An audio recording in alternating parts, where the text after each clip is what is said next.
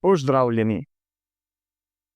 Za malce zamude je na vrsto prišel prispevek ob 6. rojstnem dnevu kanala Dangerous Way.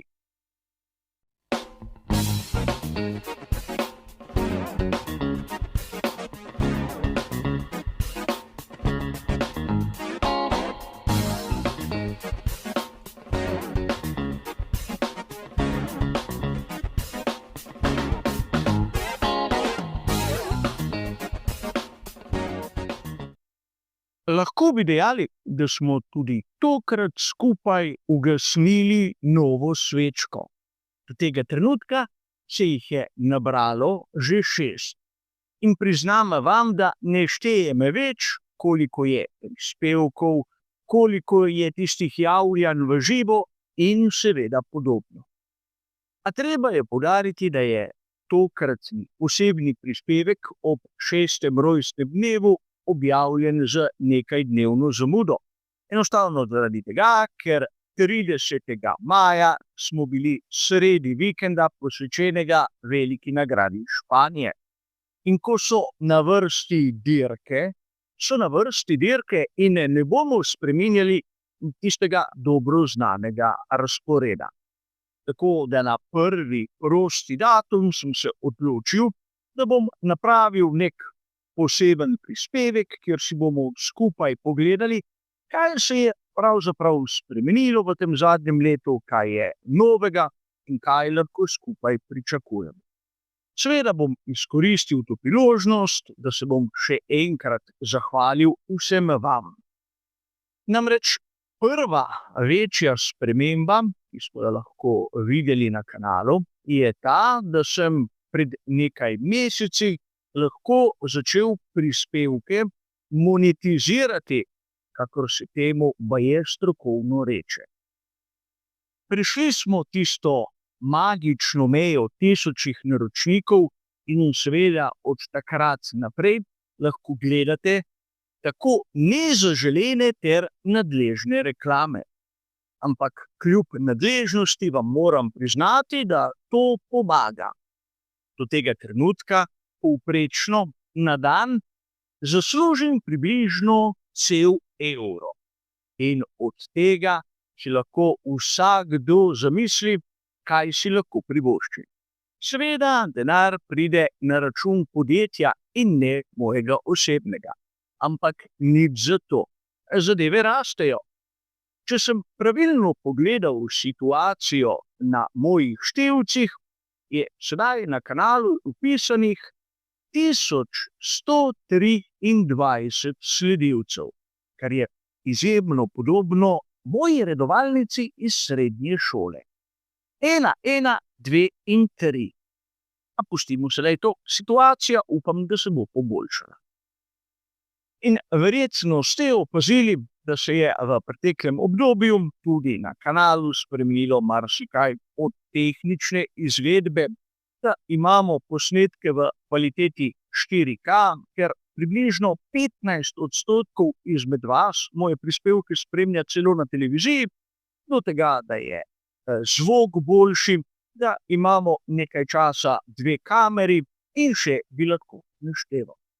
Seveda ste opazili tudi, da nekaj časa so bili angleški podnapisi, ampak odločil sem se, da zaenkrat zadeva še ni zrela, predvsem zaradi tega, ker mi je popravljanje podnapisov na dan vzelo še približno nadaljnjo uro, ker je postajalo izjemno mučno. Če mi bo objavljanje posnetkov začelo postajati muka, tista prava muka, vam prisežem, da bom odnehal, da bom malce upočasnil ritem, zato sem se rajše odločil, da se podnapisi v angleščini začasno odmaknejo. In verjamem, da marsikdaj sem dolgočasen, da marsikdaj se komu zdim nezanimiv, ampak prav pred kratkim sem bil priča izjavi, ki ne vem, ali naj bi me užalostila ali pa nasmejala. Priznano mi je bilo, da sem sam komentator približno za tisto polovico odstotka ljudi, ki se razumejo v dirke motošporta, da so oni drugi malce bolj priljudni in da komentirajo za gospodinje. In moj odgovor na to pripombo je bil seveda tisti pričakovan. Verjamem, da na športklubu imamo tako publiko, da najprej pogleda turško nanizanko, nato dirko in seveda, ko se dirka konča, še malce prej, se priklopi na mehiško nadaljevanko. In seveda zapustil sem prizorišče, kajti taki osebi kaj več nimam za povedati. Sam menim, da moramo biti v vseh medijih, pa naj si bo to YouTube ali pa članek na kakšnem portalu oziroma televizija, čim bolj strokovni in ne smemo pihati publiki na dušo, temveč moramo biti objektivni in seveda skušati zadeve prikazati realno. Verjamem, da bi bilo tudi meni na kanalu marsikdaj lažje, če bi sledil tistemu načelu 3 F-ov. Ferrari Fans Forever je seveda ena izmed tistih kratic, ki je znana v svetu motošporta, in ker je navijačev scuderie Ferrari ogromno in če bi jim pihal na dušo, bi verjetno prej dosegel 1000 naročnikov in bi imel več ogledov. Ampak ne bi govoril resnice, ne bi govoril tistega, kar menim, in konec koncev ne bi podajal slike, ki bi lahko bila blizu realni. Verjamem, z marsikom izmed vas se ne strinjamo in to je normalno.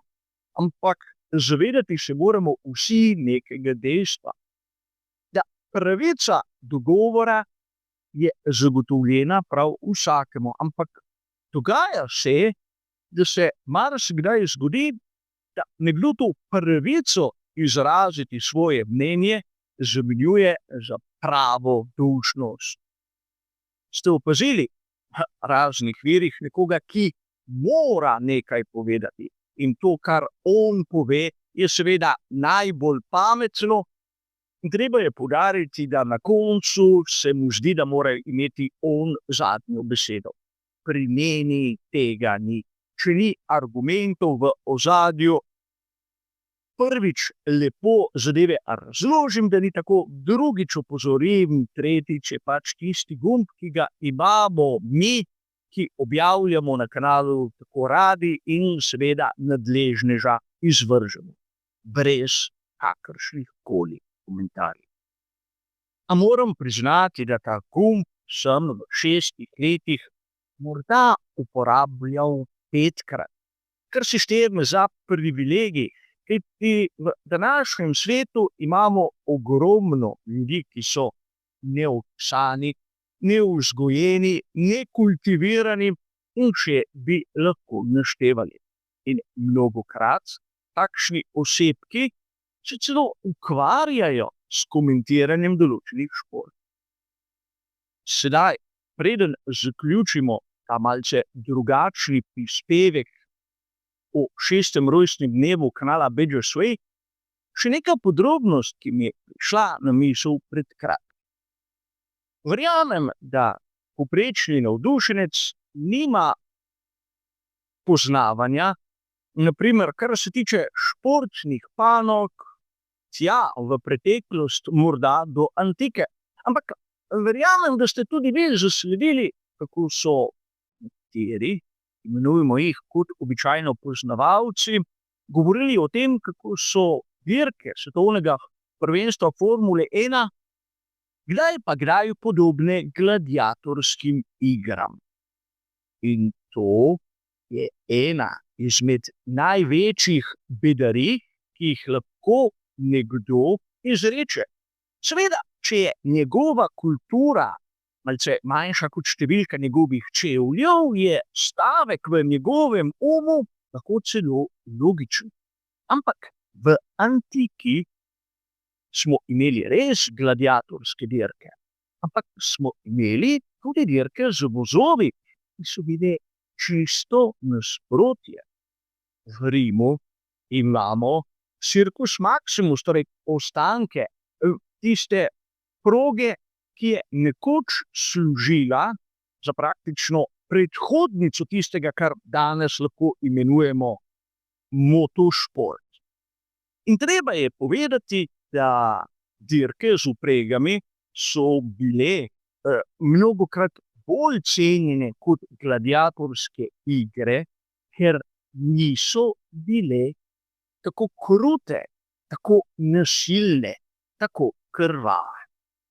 Verjamem, marsikdo se ne spozna na antične športe, ampak verjamem, da ste mnogi slišali za zgodbo o Ben Huru. In on je bil, seveda po pripovedkah, eden izmed prvih, ki bi lahko bili smatrani kot predhodniki današnjih šampionov. A pustimo sedaj to, vidimo, da marsikdaj govorijo o Formuli 1 tisti, ki o tem športu vedo izjemno malo in mnogokrat celo nič.